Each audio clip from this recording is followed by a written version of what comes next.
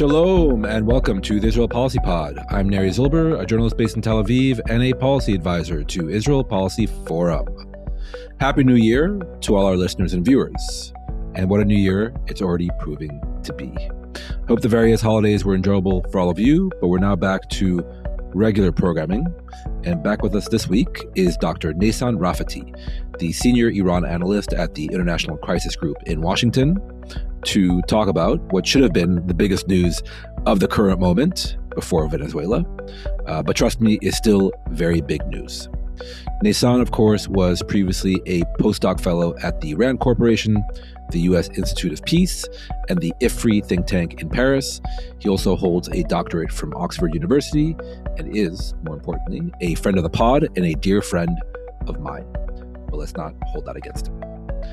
Naysan and I discussed the unrest roiling Iran, with over a week of protests and demonstrations across the country continuing against the regime. And we tried to answer three questions. Basically, how serious of a threat is this really to the Islamic Republic?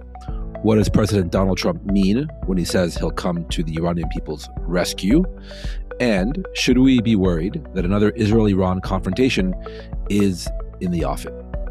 All of that and much more coming up in what was a terrific conversation.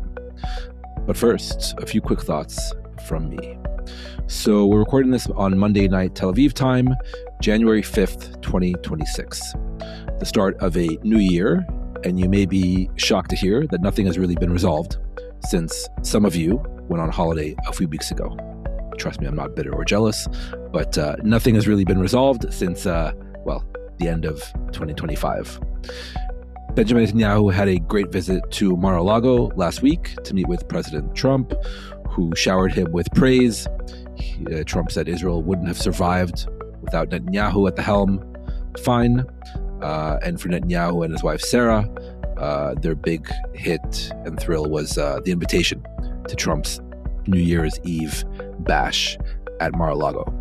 So all of this was manna from heaven, really, for Bibi as he enters into an election year back home here in Israel.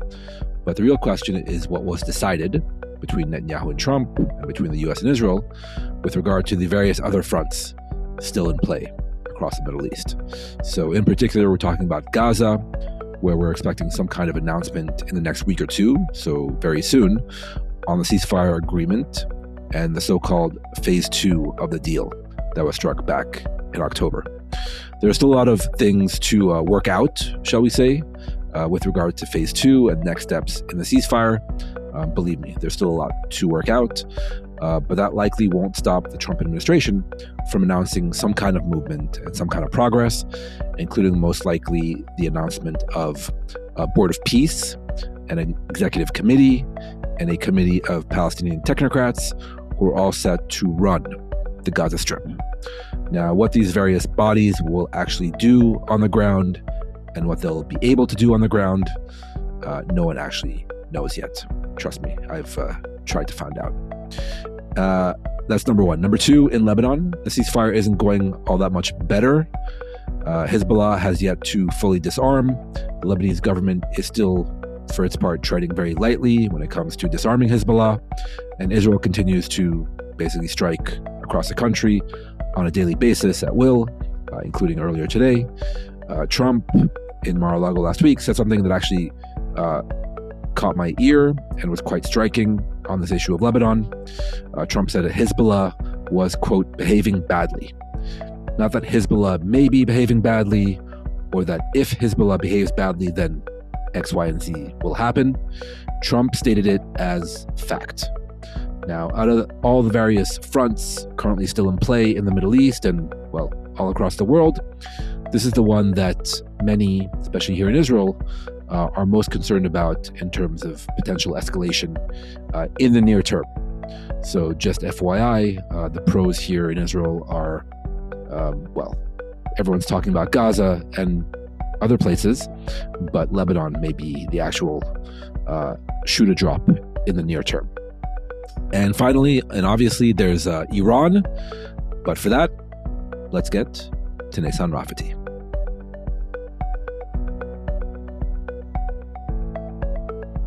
Hi, Naysan. Welcome back to the podcast. Thank you, Neri. It's great to be back. Thanks for having me. It's really our pleasure, especially this week of all weeks, Naysan. By the way, happy 2026 to you, such as it is. Such as it is, yes. It's, the Iranian year runs through March, but it's already been a rough one for the Iranian government. Yeah, rough one for the Iranian government. I think a rough one for the Venezuelan government as well, which we'll obliquely touch on, I think, later on. The Jewish New Year obviously started a few months ago. I don't know if, it's a better Jewish New Year, I suppose. So there is that silver lining. But a lot to discuss on this episode. And before we get into the Israel and the Trump and the maybe Venezuela of it all, I really wanted to start here with the most kind of basic table setting exercise to explain to us, both me and our listeners and viewers, basically what's been happening in Iran over the past week since, I believe, last Sunday, in terms of the unrest, the demonstrations that we've been seeing on the streets of Tehran and many other places all across the country. What's been happening and also why now? Thanks. Well, as we're speaking right now, we've just entered the second week of these nationwide demonstrations that started with an economic spark. The Iranian economy writ large has been in a very difficult position, and particularly towards late December, there was essentially a free fall of the national currency, with the Iranian rial kind of tumbling through a million rial to the dollar to 1.1 to 1.2. It's currently 1.4. And for context, when the current president of Iran, President Pezeshkian, took office in mid-2024, it was 600,000. Oh, wow. And so that sparked the initial round of demonstrations and strikes in the Tehran bazaar. But as has been the case in other rounds of Iranian protests over the past decade, what starts from a particular grievance or a particular issue, whether it's economic or social, it quickly kind of evolves into a wider kind of demonstration of protests against the system, demonstrations against the Islamic Republic. And so over the past week, we've seen the rise of protests around the country. We've seen state security forces respond with force in many instances, at least 20 fatalities reported. And I think your listeners and viewers will know that Iran has not been a stranger to these protests over the past decade. In 2017, late 2018, 19, and then again in 2022, we've had various rounds sparked by particular incidents, but quickly kind of emerging into significant kind of challenges against the state from below.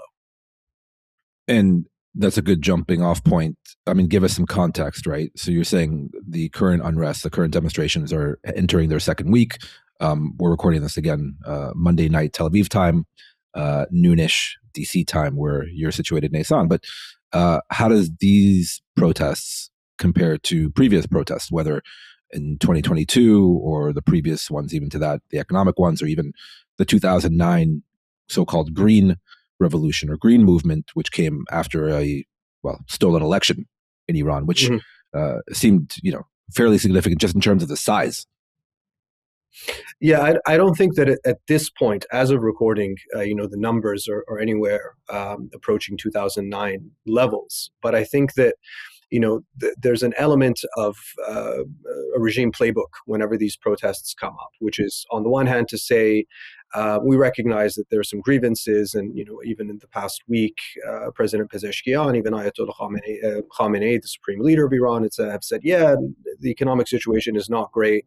We understand that. We'll do what we can. We'll try to increase handouts. We'll try to address mismanagement and corruption. But in 2022, Khamenei, after the death of Mahsa Amini, said, this was terrible.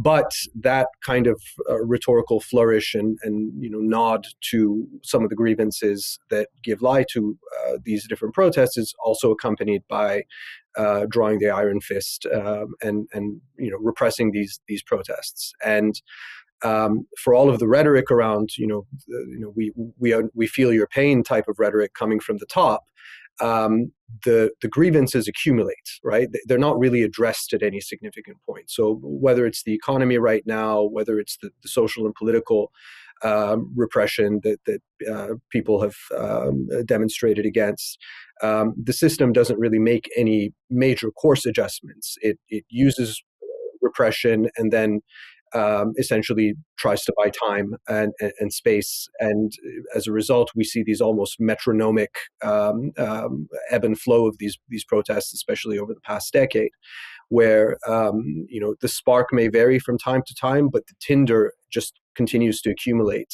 And the economic grievances, the social grievances, the political grievances, they continue to compound.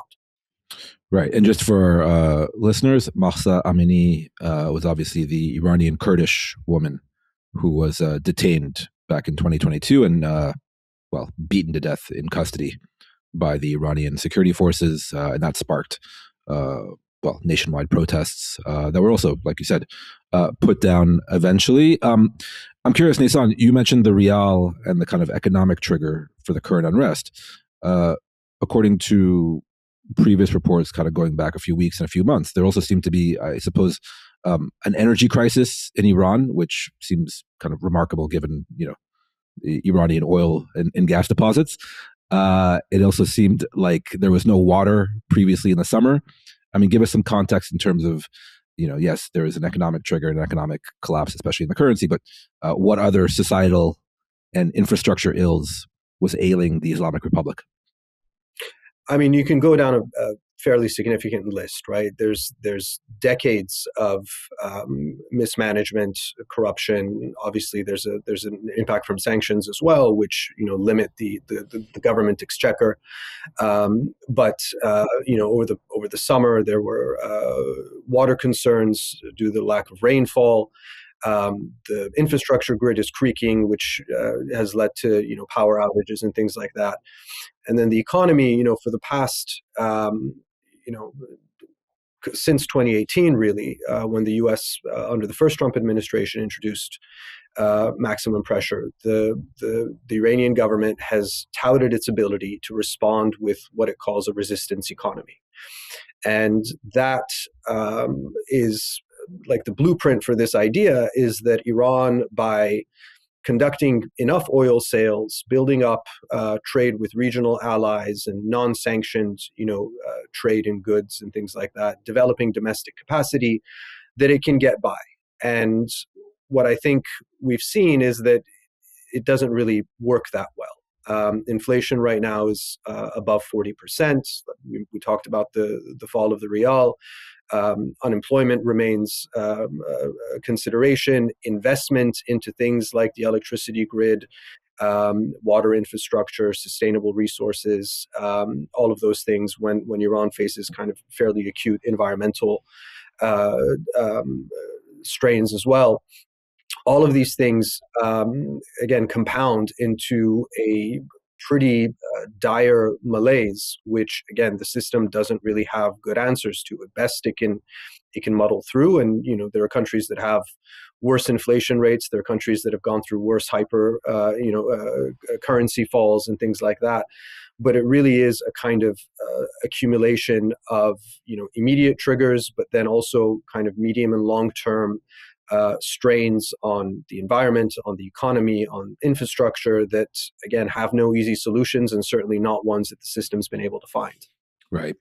Muddling through, tried and true formula, not only in Iran, until, it becomes a lot harder to muddle through. Naysan, as a close watcher of Iran, can you give us a sense who is actually going out and protesting on the streets? So you mentioned initially it was in the Tehran Bazaar. I know there's some unrest and protests at various universities. I mean, who is actually going out and coming out? Well, it started in the bazaar. It also then spread to some university campuses. It's spread, in terms of the geographic scope of it, it's dozens of cities right now. It's also, difficult to get a full picture. We see videos that come from abroad. We do get reporting from human rights organizations that have sources that are able to share what they can from what they see in Iran. So in terms of geographic scope, it's dozens of cities, it's a lot of youth that are out there.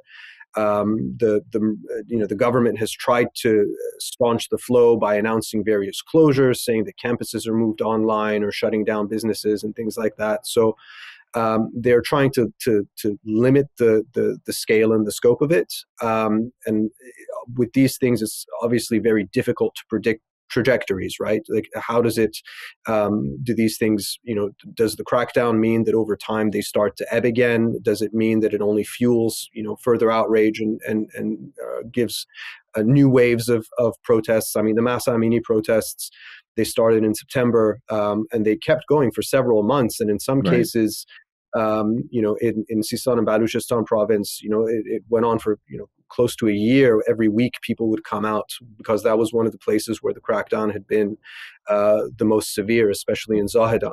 So predicting the trajectory of these things is extremely difficult. I mean, clearly it speaks to a degree of dissatisfaction and discontent that is against the system writ large. But in terms of whether we will continue to see it grow or whether we'll start to see it ebb, that's very difficult. And there's obviously an X factor that's come in as well, which is the system has, as we discussed, faced several instances of these major uprisings from below. Now we also have an added element, an X factor of President Trump, at least twice at the moment we've spoken. We're speaking right now, warning the Iranians that there could be some sort of U.S. intervention if the crackdown continues. He mentioned this in a Truth Social tweet a few days ago, and again yesterday, Sunday, our time here in Washington, right.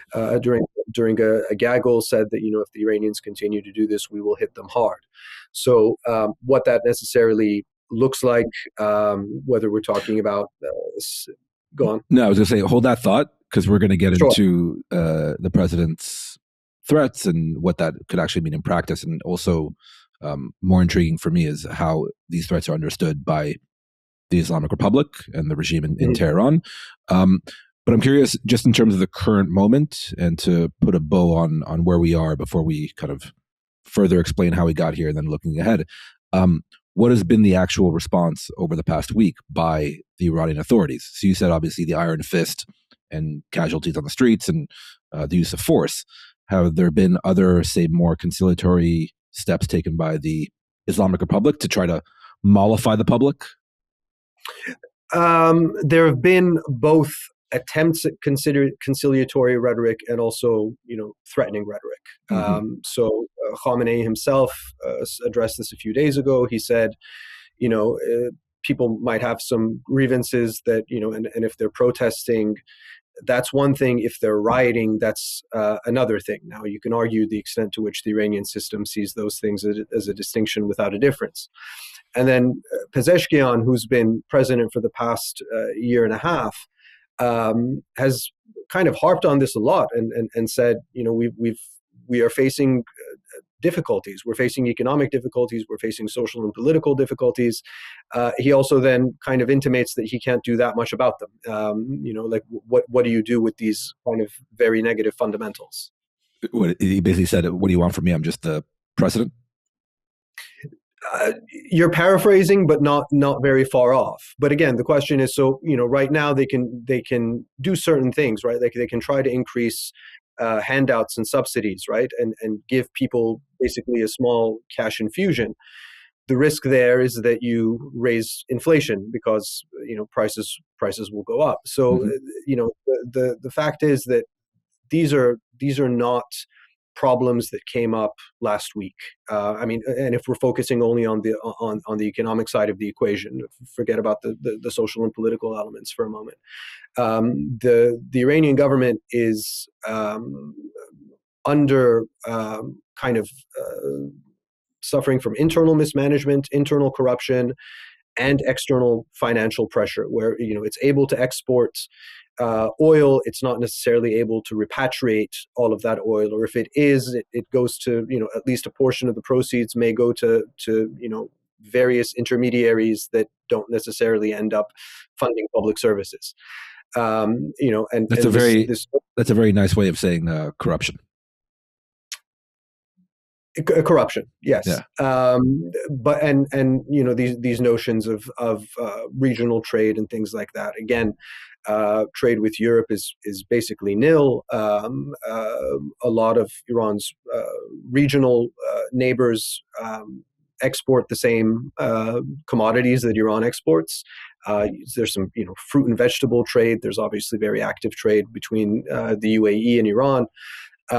But it's like the fundamentals on the economy have not been very good. And when growth is projected to be negative this year, when inflation is running above 40%, when you've got the currency volatility that you have, you need to make some pretty major either be able to make some very significant cuts in how much you're spending, or have a major injection of revenue somehow.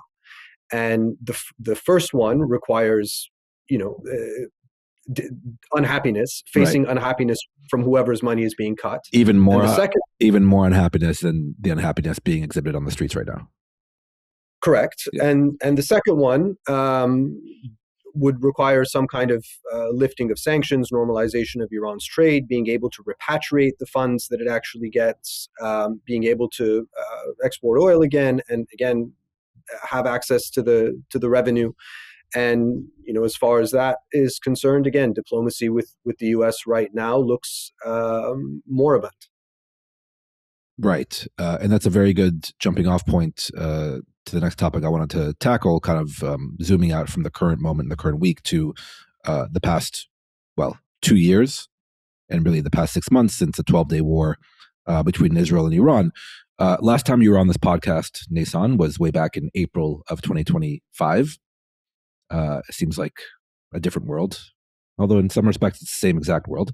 But you actually, back then, we didn't quite know or predict that a war was just over the horizon. But what you did say was that diplomacy was going to be proven very, very difficult between Iran and the U.S. And that was back then, in the spring of 2025, that was Trump's effort right after he retook power and retook office to kind of engage Iran diplomatically. That went nowhere, and then Trump greenlit Israel's attack in June. So I guess my first question to you, Naysan, is, okay, what impact at all, if any, have the past 2 years of war across the Middle East and also directly between Iran and Israel had on the Islamic Republic that brought it to this point, whether politically, economically, or otherwise? So if we spoke in April of 2025, by that point, the trend line for Iran was bad, and then it continued to get worse. So, starting in autumn of 2024, about a year after the 7th of October and Israel's kind of counter campaign, first against Hamas and then increasingly against the axis of resistance writ large. By that point, if you go back and think of where things were in April of 2025, Iran had essentially lost Hamas. It had largely lost Hezbollah, certainly as a deterrent force against Israel. It had lost Assad, and in Syria. In Syria. And so that was all essentially the autumn of 2024. And it came to these negotiations with the Trump administration in a position that, it has a significant degree of nuclear leverage remaining. It was enriching at 60%. It had we had limited inspections from the International Atomic Energy Agency. And Trump had basically come in with both a expansion of maximum pressure sanctions, but also this diplomatic overture conducted through a special envoy.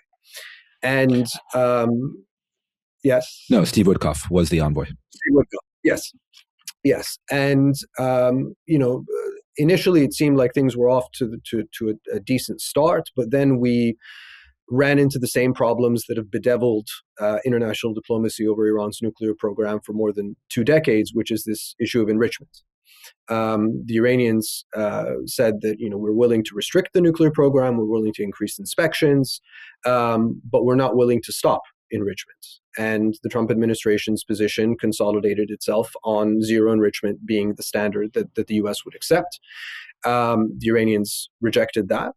And so on the Friday, the 13th of June, we saw Israel launch its military operation against Iran's nuclear program, its ballistic missile program. Senior IRGC officials, senior Iranian armed forces officials, senior Iranian nuclear scientists, and later on, the U.S. come in as well in an offensive capacity with Operation Midnight Hammer against Natanz, Fordo, and Isfahan. Right. So, if you look at it from a quasi-neutral perspective, right? That war, first of all, showed that, first of all, it left the upper ranks of Iran's military and nuclear echelons fairly decimated. Mm-hmm. It showed that Iran's air defenses were extremely vulnerable. It showed that Iran's offensive capacity, particularly in the form of ballistic missiles and especially drones, were largely repellable by Israeli and allied defenses. Mm-hmm. And an utter upper hand in terms of Israeli intelligence capacity, right? In terms of being able to pinpoint where all of these Iranian officials were, being able to build drone factories on Iranian soil and conduct drone operations from Iranian territory. But in the Iranian state narrative, there's also a victory there. And the victory is that, first of all, despite all of this, the system survived. The system was able to maintain the chain of command. All of the commanders who were killed were quickly replaced. The missile capacity was able to muster 2 weeks' worth of regular salvos against Israel. And that, in their view, an attritional conflict that would have lasted longer would have been to their advantage, which is why the U.S. and Israel agreed to an unconditional ceasefire. That is the state narrative. That is what Iranian officials contend when they say that actually, if we had been on the back foot, Washington and Jerusalem wouldn't have agreed to a ceasefire. Right. And the fact that we were still standing by the end of the 12 days shows that actually they recognize that we were better in the long game. And that the damage to the nuclear facilities was significant, but not to the technology, not to the knowledge, and that the ballistic missile capacity was the damage wasn't that bad. Those are the narratives that come very interesting. Out of the. No, it's very interesting. Okay, continue. So this is their narrative coming out of last June. That's the narrative. Now, narrative doesn't always comport to reality. And I think it also has put the Iranians in a very difficult position, even before these protests. And to a certain degree, facing a series of difficult options, they've taken none of them. So from a certain perspective, like on the nuclear program, for example, they have not conducted anything that would be regarded as a major provocation, because one of the things that they don't know is what is Israel's red line, or what is the U.S. red line on nuclear reconstitution. Mm-hmm.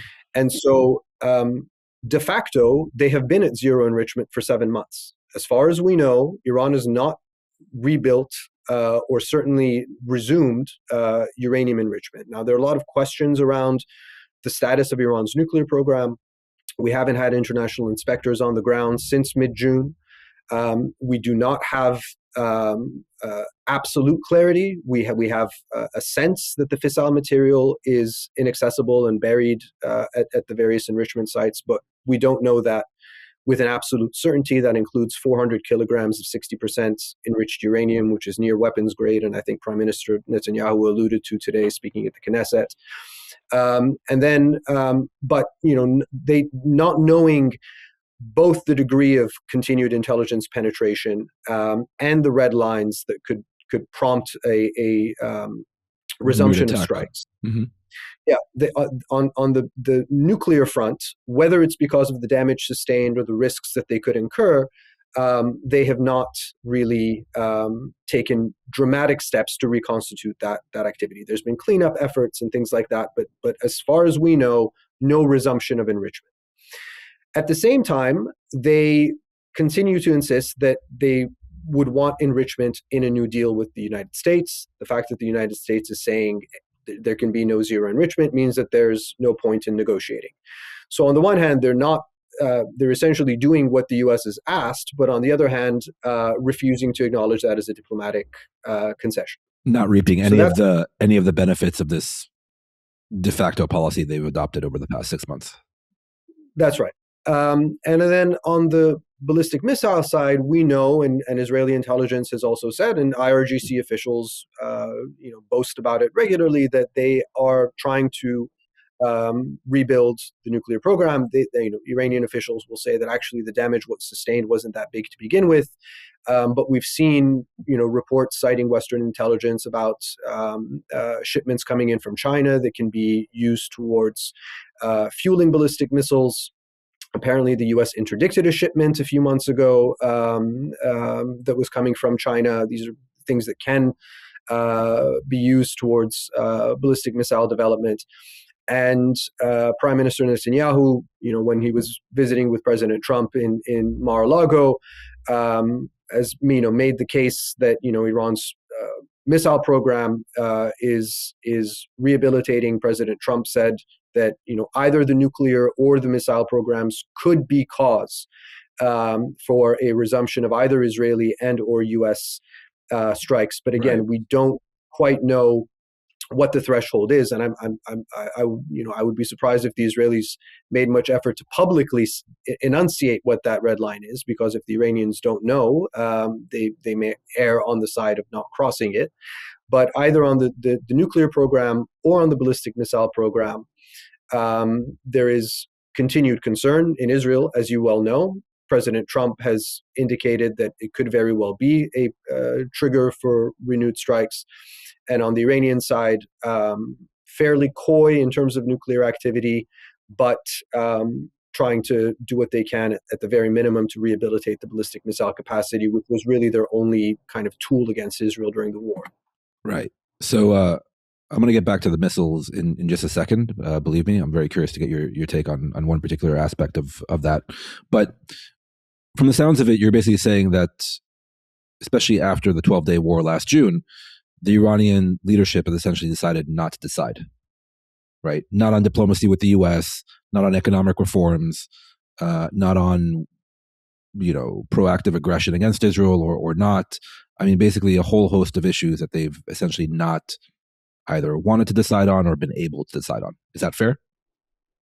I mean, non-decision is a form of decision in and of itself. But yeah, I think that there's an element of paralysis facing very difficult choices, of just not of trying to, again, like with the economy, muddle through and keep your head down and try to get by. The diplomacy with the U.S. Is a case in point. They despite the war in June, they really haven't shifted any of their positions. And in terms of what they want out of what they're willing to offer in a deal with the U.S. The insistence on a domestic enrichment capacity, notwithstanding the fact that for 6+ months there has been no domestic enrichment capacity, correct, remains something that they won't budge on. And for them, it's also, they say, and that the U.S. is also demanding much more than that. They're demanding limits on missiles. They're demanding limits on proxies. So, if you concede on one, it becomes a slippery slope that even then may not satisfy the administration. Flip side of it is that if you don't agree to that, the economic situation, as we have seen, doesn't get any better. And while you can try to rehabilitate your conventional systems, they too could get you to a point where the Israelis are sufficiently seeing threat and opportunity, because Iran's air defenses, did not turn out to be a ringing endorsement for the S-300 systems in June or in October of 2024. And so again, that vulnerability may be something that bears bearing in mind, I suppose, for what the calculus is in Israel and the U.S. Israel Policy Forum is a policy organization rooted in the Jewish community. Our mission is to build support for a secure, Jewish, democratic Israel through a viable resolution to the Israeli-Palestinian conflict, advancing pragmatic U.S. policy towards the conflict, U.S.-Israel relations, and regional diplomacy among policymakers and community leaders. We promote policy measures endorsed by credible security experts, develop analysis and commentary, and convene programs that engage and educate leaders across the political, denominational, and generational spectrums. Our Young Professionals Initiative, IPF at Teen, works to elevate the discourse among next-generation leaders by building community and facilitating engaging programs related to Israeli-Palestinian affairs.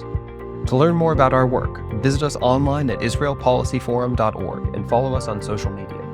If you rely on Israel Policy Forum for credible and nuanced analysis, please make a tax-deductible gift today at ipf.li/supportthepod or at the Support the Show link in the show notes. I mean, I had two questions before I get to the missiles. Trust me, I'm going to get back to the missiles. But how much of a problem is it inside the Iranian system in terms of, their lack of ability to take decisions? Is related to the fact that the supreme leader is both quite old already, and also perhaps diminished, if not personally, then publicly and politically, after the humiliation of the 12-day war, where he essentially just kind of disappeared. In other words, Supreme Leader Ali Khamenei, who's been in power since the late 80s, after he took over from Khomeini, is he now part of the problem? Is he not, sorry for the pun, is he not so supreme anymore? Well, I think, it's interesting because, his title is Supreme Leader, and there are people who work on Iran that will make the argument, I think with some merit, that Supreme Decision Maker is a bit more of an accurate title, right? He doesn't make decisions without context. There is a policy process within the system. There's a Supreme National Security Council in the system that brings together the president and the head of the parliament and the various eminences, degrees of the system. And then they present essentially a set of recommendations to him that he gives a thumbs up or a thumbs down to. And for the most part, he takes their recommendations. Every once in a while, he might cast a veto on it. But by the way, does he only not have one working hand? So it would only be really one thumb heading up, right? Sure. Okay. You didn't like that. You didn't like that joke. No, it's he does have an injury in one of his hands as a result of a bombing in the early 80s. Right. But the fact is that I think with it, so the problem, such as it is in terms of decision making, is that there's a bigger systemic paralysis, right? And you have some people in the system, who are more hardline, who say, the problem with June is that we didn't go big enough, and the problem with the nuclear program is that we hedged and we should have gone bigger, faster, quicker. Full breakout. When because what has been the point of being at 60%, which is enough to pose a threat, but not enough to actually have the nuclear deterrent. And then there are other people who, will say that, look, how does this end essentially? Like, what is, how do we get this economic reprieve? How do we de-escalate tensions with the US, not necessarily with Israel, because that is an ideological foundation that very few will be willing to openly, question. But again, these are all, if a deal with the US requires compromising on this issue that the Iranian system has made a fundamental point of principle for 23, 24 years of nuclear diplomacy. And even then, you don't know whether the US would accept it. And even if the US accepts it, you don't know if the US would follow through. It leads to I think, a degree of systemic paralysis, and Khamenei being Khamenei and being the age he is and being in the position he's been in, is probably not, pushing for radical ideas at this point. But when you're dealing with fairly unprecedented conditions in terms of the ability of Iran to project power through the axis of resistance, the failure of its deterrence through conventional missiles, the fact that the nuclear leverage is now not in what Iran has in terms of nuclear capacity, but what we don't know about its nuclear capacity, right? It used to be that the leverage was the growth, the expansion of its nuclear program. Mm-hmm. Right now, it's the opacity of the program. It's the fact that we don't know with absolute certainty where those 400 kilograms of 60% are. Are there centrifuges squirreled away? Because the IAEA hasn't had access for a couple of years to centrifuge production sites. And the Israelis targeted some of the known production sites, right? It's not just Natanz, Fordo, and Isfahan. It's not just the enrichment sites. It's also, the bigger nuclear infrastructure where you're actually building parts and putting together centrifuges and all of that stuff. So that is essentially what they are playing with on the nuclear side of the equation. But what they also don't know is how much the Israelis or the Americans or allied intelligence agencies are able to see right now. Mm-hmm. So if there was a clique saying, we need to take some of that 400 kilograms of 60% enrichment uranium and marry it with some of the centrifuges that may not have been accounted for, may not have been destroyed, and then essentially, try to have a crash program, they have, I think, zero confidence, or should have zero confidence in their ability to do that in a covert and undetected manner. Right. So risks any way you look, and hence the paralysis, especially in the form of the supreme decision maker, who is not making any real decisions except not making decisions. That's right. Okay. Glad I got that all worked out, and which, is a good explanation for how the Islamic Republic finds itself in the current situation it is. As promised, I wanted to just circle back really quick to the issue of Iran's ballistic missiles. So I went back into my notes from last summer, and I looked at the various pieces of information I got from various sources on my end here in Israel. And I wanted to kind of do some back-of-the-envelope math with you, Naysan, and then kind of try to understand where we are in terms of specifically the missile program and the missile threat that we've been hearing now for definitely a month, if not longer, from the Israeli side, saying, this is the real threat. Iran is rebuilding and reconstituting its ballistic missile arsenal, and that, as you mentioned, it could be a trigger for future and further military action, whether by Israel alone or with a green light or active support of Donald Trump. But again, on the eve of the June 2025 12-day war, Iran had, according to Israeli intelligence, 2,000 ballistic missiles in its arsenal, right? They fired 550 of them at Israel during the war. I think 3 dozen, maybe more, got through and caused a lot of damage, but it could have been a lot worse, as listeners of this podcast are fully aware. And that the post-war assessments by Israeli intelligence said that basically either half to 2/3 of Iran's missile stockpile was destroyed during the war. So between half and 2/3 of the stockpile destroyed, 200 missile launchers were hit. So distinct from the actual missiles, you need launchers, and that's a real bottleneck in terms of just military operations. So 200 launchers were hit by Israel during the war. That's 2/3, according to the IDF, of the total number of launchers that Iran had. And that's not even including kind of the missile production facilities and other equipment. So my question to you, Naysan, I don't know if there's a real answer, but I'm raising all of these numbers and data points to query whether it's actually credible that Iran reconstituted its entire ballistic missile arsenal over the past 6 months since the June war. I think part of the question would be, how accurate were those assessments prior to the war? I mean, you will remember, because I'm pretty sure you reported on it, that after the Israeli strikes in October of 2024, there was a suggestion that Iran's capacity to create ballistic missiles. Certainly, some of the more advanced solid fuel variants had been substantially curtailed, right? And then in June, we've gone from there's been a significant degradation of Iran's capacity to produce ballistic missiles to Iran is actively and successfully ramping up its ballistic missile production. So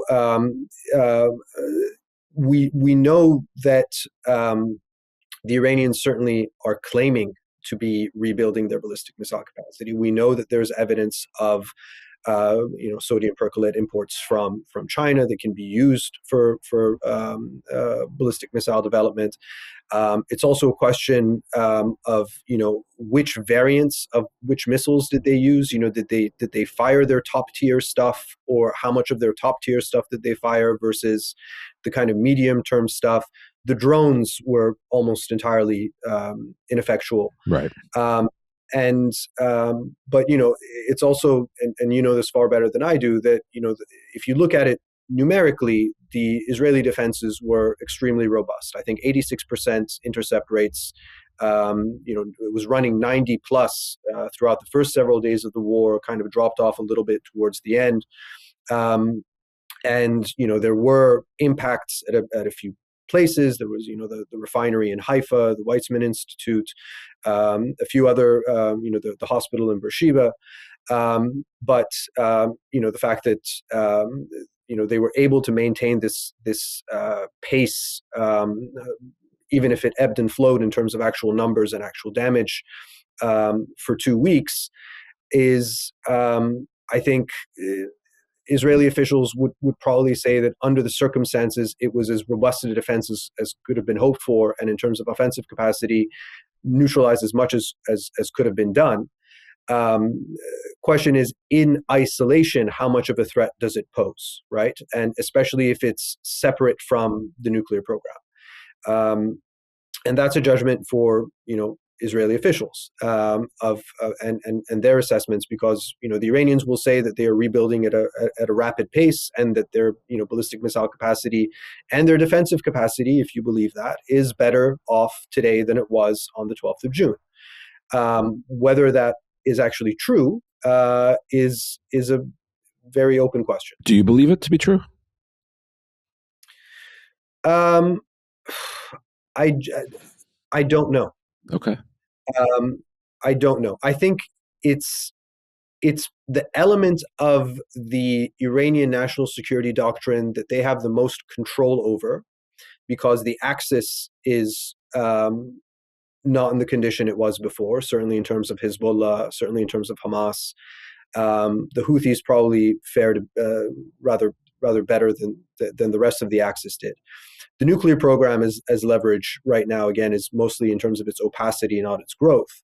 So the ballistic missiles, and given that Iran doesn't really have a functioning air force, certainly not one that could threaten Israel, means that by process of elimination, if you're going to invest in reconstituting something, the ballistic missile capacity is the only one that you really have at your disposal, and a lot of it, notwithstanding the reliance on Chinese imports for sodium percolate and elements that are used in part of the fleet, it is the one that they have the most control over, arguably.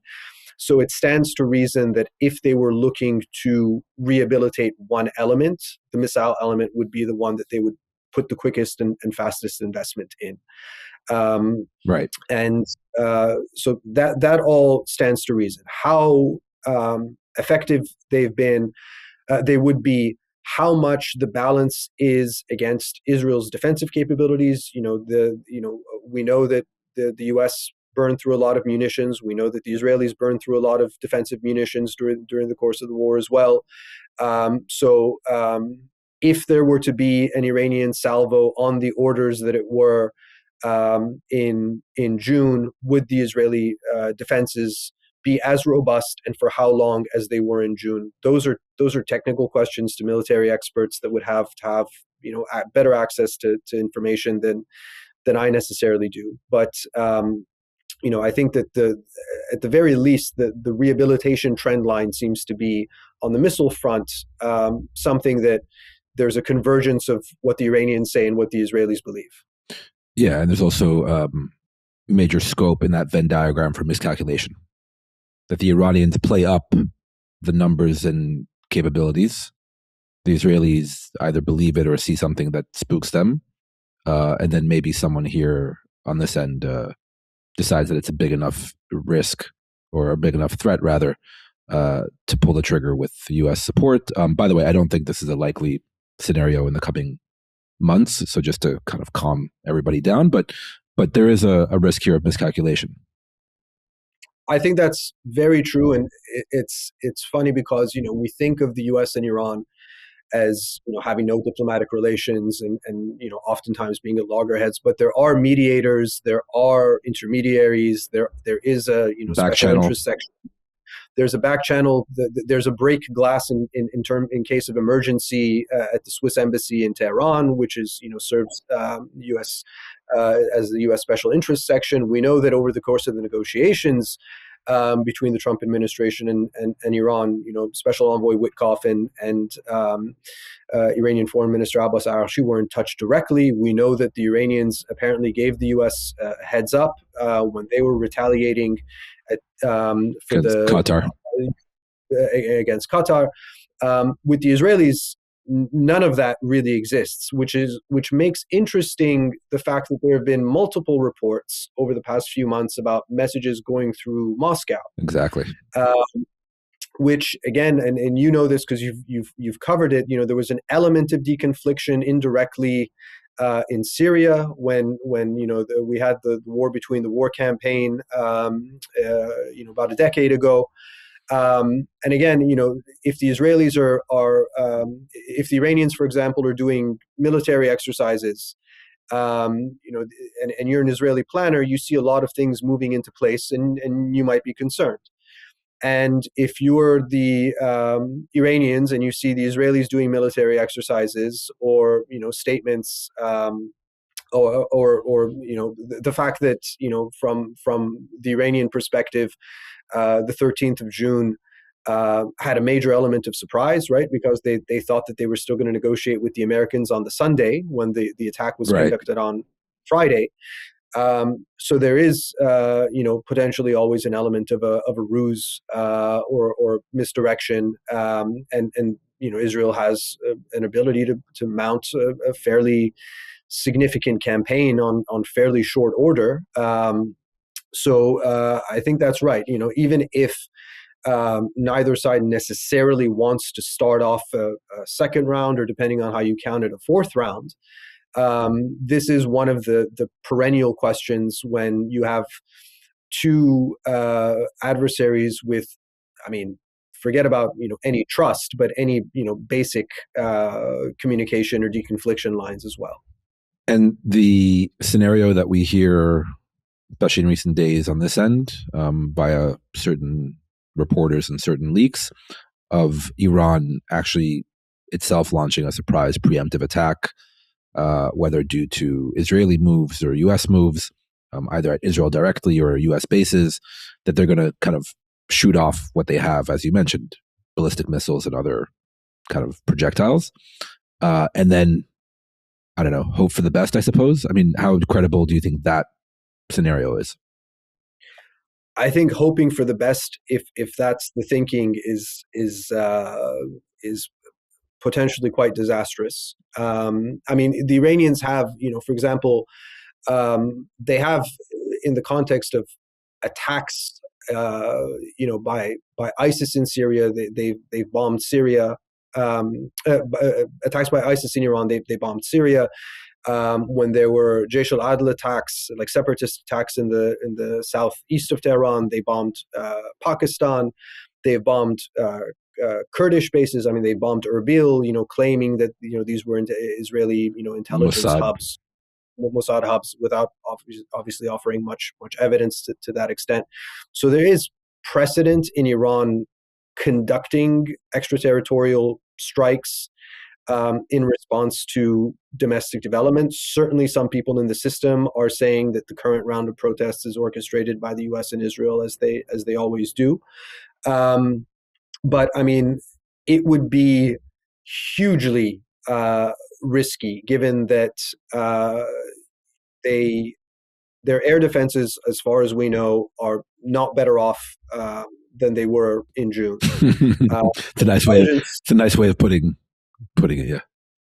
I mean, the vulnerabilities are pretty stark, right? So if those analyses that you're referencing are correct, and I wouldn't be surprised if there are some people in Tehran who are either arguing that next time it has to be us who goes first, or see signals that they take to mean an immediate Israeli or U.S. strike, which again comes to the point about potential miscalculations. But I think once you get the first move off, you have to anticipate the other side's first move. And Iran, given what we saw in June, would take a significant hit in the event of a second round. Right. And I should have just sharpened my question to you. The scenarios that are being leaked here, the concern on this end in Israel is that as a result of the domestic unrest in Iran, that Iran may choose, for whatever reason, to try to divert attention externally and start firing missiles at whoever.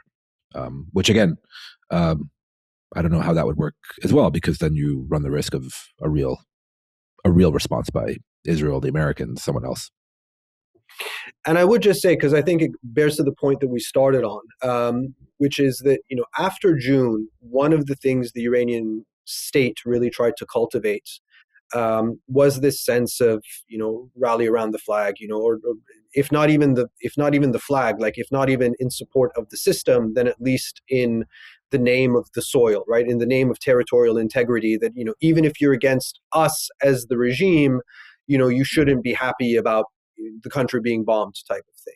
Right. And to the extent that may have taken some root, I think the protests now that we've seen over the past kind of 7, 8, 9 days show that doesn't really work when the fundamentals are still so poor, right?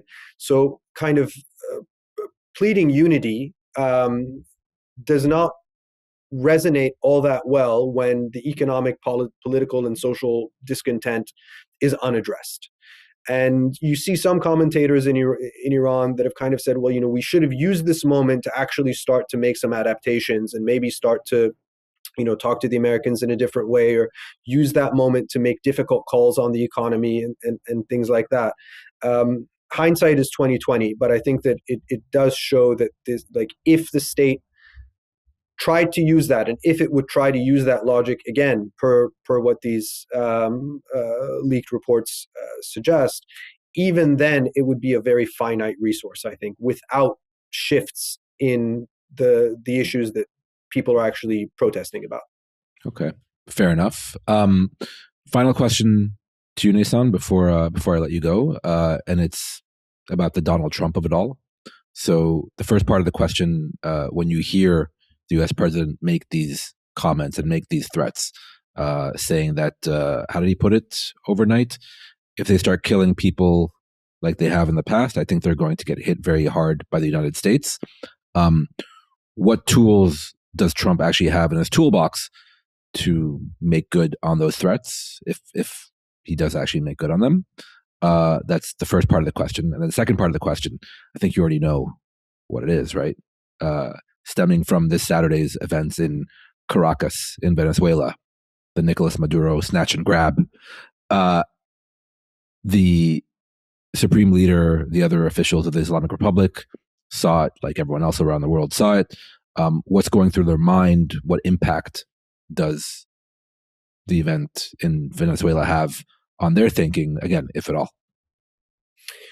I think it does and should. Because look, and I think that the two elements of the question are very much complementary, because I think rendition of a head of state is one end of the spectrum of potential responses, right? So when the president says, if Iran continues down this path of repressing, they could be hit hard. I mean, we know what precedents exist. We know that there's sanctions designations that could be done. We know that there's, after there could be increased support to satellite communication and things like that in case the government tries to curtail access to the internet again. And in the Masa Amini protests, Iran was kicked out of some international human rights fora and things like that. Then you get into perhaps covert or overt operations, and for the Iranians, I think what happens in Caracas kind of underscores a point. It doesn't really make a new one. I mean, Trump is the one who made the decision to kill Qasem Soleimani 6 years ago. He's the one who agreed to carry out strikes on Iran's nuclear facilities in June. Mm-hmm. So he is not averse to making big calls with big consequences. Right.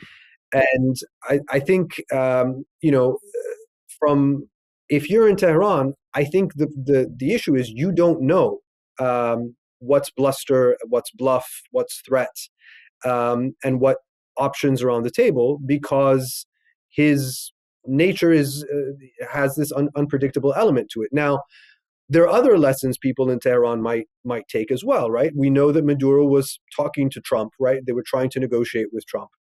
And whatever Maduro was willing to offer clearly wasn't sufficient for what Trump expected. And so there are people in Tehran, I assume, who will also make that argument, that see, this is entirely futile. Don't even think about talking to this guy because it won't go anywhere. Mm. That's one element of it. And the other element of it is that he doesn't necessarily bluff. And to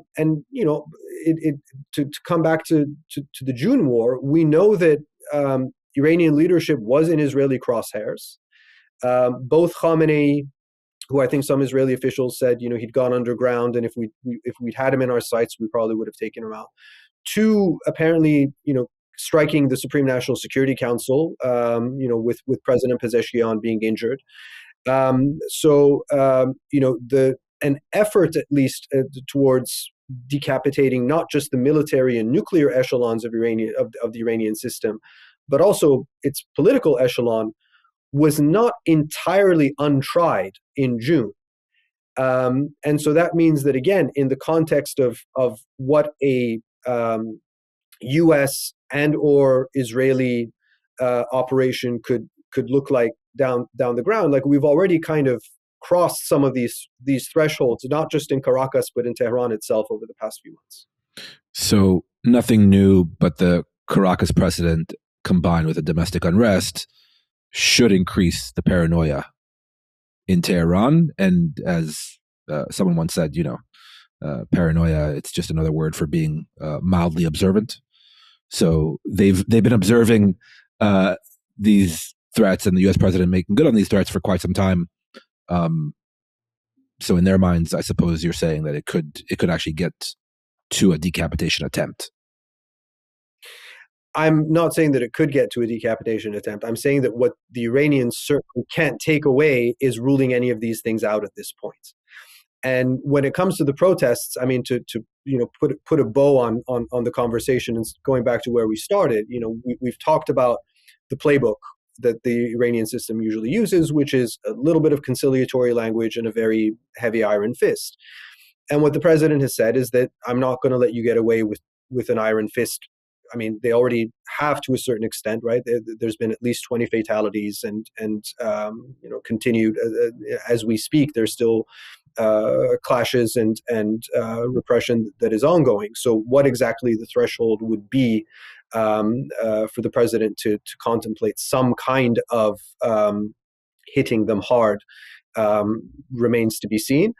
But I think, again, if you're an Iranian decision maker and you have this playbook that you've used in multiple rounds of past protests, which is if you crack down hard enough, strong enough, long enough, it will eventually peter out in terms of a immediate security concern, if not a governance problem, which I think just continues to get worse.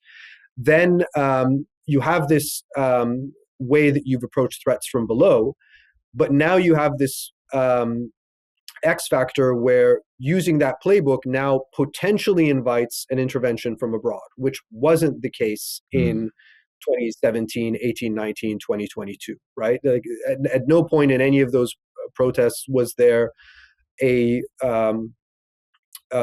serious probability, let alone likelihood, that there would be some kind of potential military intervention against those protests.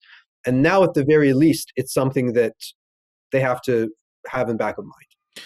And that could lead them to a bit of pause with regard to their response if these protests continue and grow.